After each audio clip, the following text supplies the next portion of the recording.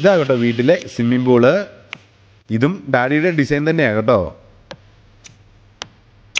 ഇവിടെ പൂമ്പാറ്റയുണ്ട്, പഞ്ചവർണ്ണ തത്തയുണ്ട്, മരം കൊത്തിയുണ്ട്, അരയന്ന ഉണ്ട്, കടുവയുണ്ട്, വേഴാമ്പലുണ്ട്, ഡോൾഫിനുണ്ട്. ഇത് സൂ ഒന്നുമല്ല കേട്ടോ, ഇത് സ്വിമ്മിംഗ് പൂള് തന്നെയാണ്. ഡാഡിക്ക് ഇങ്ങനെയൊക്കെ ഇതിനോട് ഇഷ്ടമാണേ.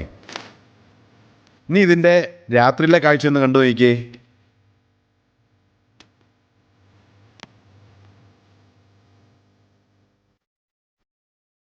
വെള്ളച്ചാട്ടം ഉണ്ട് കേട്ടോ.